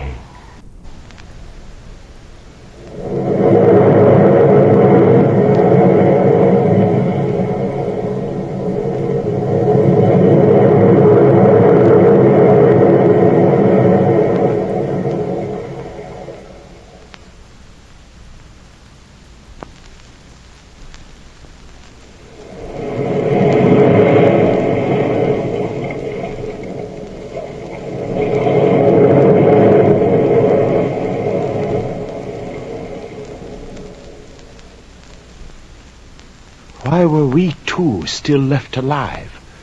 Why did we not, like all the rest, slump to the deck? What fate was ours? Wild-eyed with thirst, surrounded by our brother dead. What destiny was ours? With swollen tongues and crazy dreams, up and down the decks we crawled, and I could see in the carpenter's eyes his burning hate of me. Day after day the ship stood still. No wind blew up, no wisp of wind, and motionless as stone we lay upon a lifeless sea, in which all sort of crawling things did live, far happier than me, who did not hear the things I heard, nor dream the things I did. How happy were those slimy things, the things that crawled, the fish that swam, that bore no guilt, like me. Look at them, carpenter. The dwellers in the sea, the flashing phosphorescent fire. How joyous are his things. The miracle of living things, of God's creations, those secure in his understanding. How blessed are the happy, those in the warmth and brightness of his rays. Jonathan. Blessed are his living things, bird and beast, they that fly and they that swim. Oh, fortunate, beloved of God. You're praying, Jonathan, praying. Blessed be they, these crawling things. Blessed be the lowest of his creatures, those dwelling in the slime. His love for them surpasseth all understanding. My love for them reaches toward my God. Jonathan, the albatross! It's fallen! Fallen! Fallen from my throat! I'm freed! Freed! Oh, merciful God! I'm freed! And there's a storm, Jonathan! A storm's breaking! And it's raining! Carpenter! Raining! And I swooned. How long I lay there, I do not know. And when I heard the voices, I do not know whether I was awake or dreaming, but I heard them, sweet and gentle, reaching me through the patter of the rain. This is the man, brother. Yes, this is the one who shot the harmless albatross. He shot the work of him who makes all things to grow. And he has penance done? Then he is free? More penance will he do, from dawn till night, from day to day. Penance will he do. And I awoke, my body wet with rain, and lo, the sails were filled with breeze and wind, and swift and sure the ship raced on. I saw the carpenter standing near. I did not notice what he saw. I only blessed the rain and wind. What is it, carpenter? You're staring. Is something wrong? Listen. Listen. Carpenter! The bell. The ship's bell. Who's ringing it, carpenter? Who's ringing it? The dead, Jonathan. The dead are ringing the bell. And then I looked and screamed, for there on the bridge walked Mr. Springer, the mate, and at the helm stood Larson. And both stared with a corpse's stare at the ocean they could not see. But they were dead! Dead! And yet they sailed the sea. And it was then I heard the whisper. And I saw a phantom crew. The moon whitened their faces as white as snow, and their dead limbs were moving, hauling on rope, climbing the shrouds. Our ship was sailed by a dead man crew. It can't be! It can't! They're dead. Dead as a 10-day dweller in a tomb. But they walk! They work! They rode like Lazarus. With a last lightning crash, they rose, silent as shadows, and took their places. It's judgment!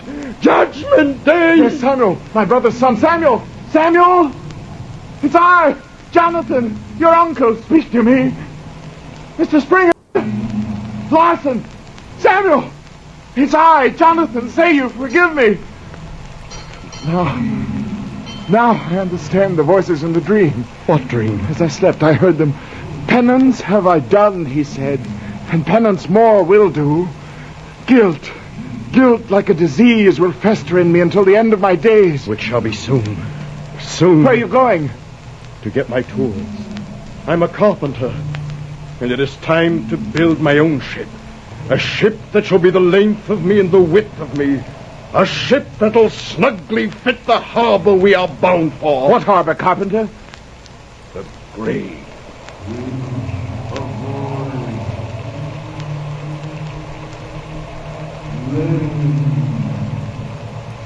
Did you hear, carpenter? Land! Land! Do you see it? There! It's looming up like... Like what, Jonathan? Death's kingdom? No. Look! The lighthouse on the point!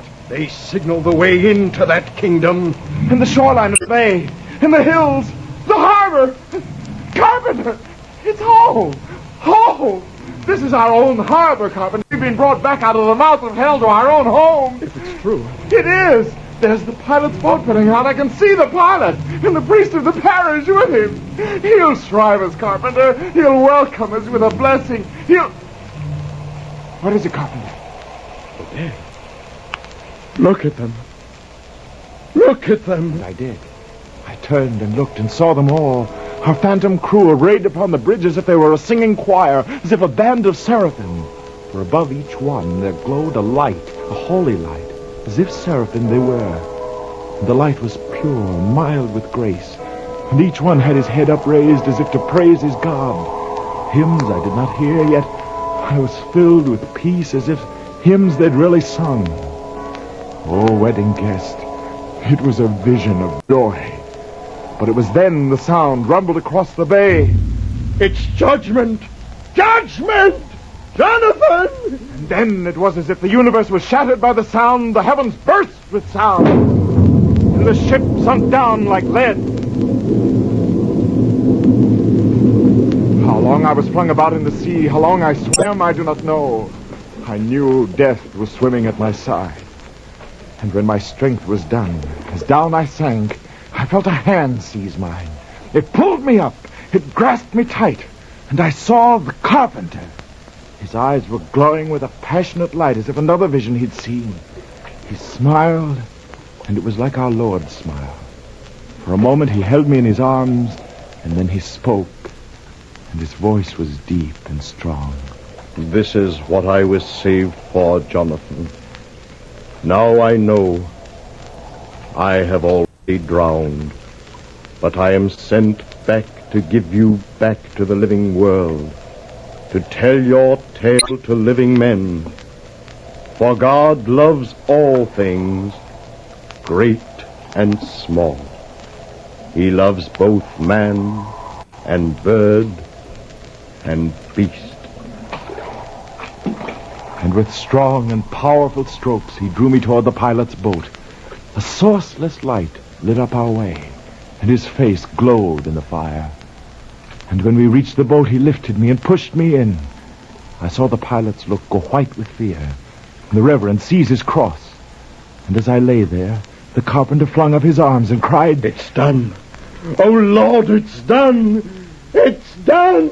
Then he sunk down into the sea, and I was saved, though still upon the sea. Father, good Father, shrive me. Shrive you? Of what? A sin, Father. I've sinned as no man ever before. Shrive me my woe. Before I touch the shore, I must be cleansed before I touch the shore. The devil pleads with you, Father. Oh, give me forgiveness by a mortal man. My soul hungers for their gentle words. Give evidence that, like the lowest thing, I too am loved. Shrive me, Father. Shrive me. What kind of sin was done? Listen, Father. Listen. And there, but 100 yards from shore, I told my tale, and I was eased of my woe. And when I was through, the good Reverend blessed me, and I wept to hear the gentle forgiveness of a mortal man. Oh, wedding guest, when I touched the shore, love for all things, great and small, burned in my soul. For all God's works, no matter where or how they dwell. And now I travel through the world, and this is my penance. When I see the face, I know the man who must hear my tale. To him my tale I teach. I see wedding guests burst from the hall. I hear them calling you. Farewell. Farewell. And yet before I go, listen. This I've learned in the agony of my woe. He prayeth best who loveth best all things the Lord has made. Happiest and near to God is he who cherisheth his works. Farewell. Farewell. May God be at your side. Nicholas! Nicholas! They're calling you. I hear. But let me walk part of the way with you. For a while, let me walk at your side.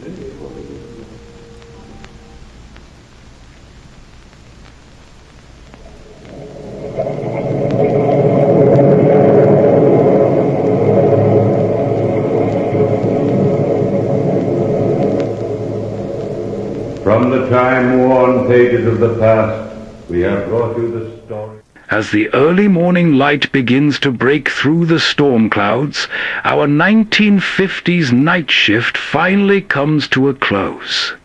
From the quiet counter of a gas station to the isolated guard tower of a factory yard, we've weathered the rain together alongside some of the finest chilling tallies old-time radio ever had to offer.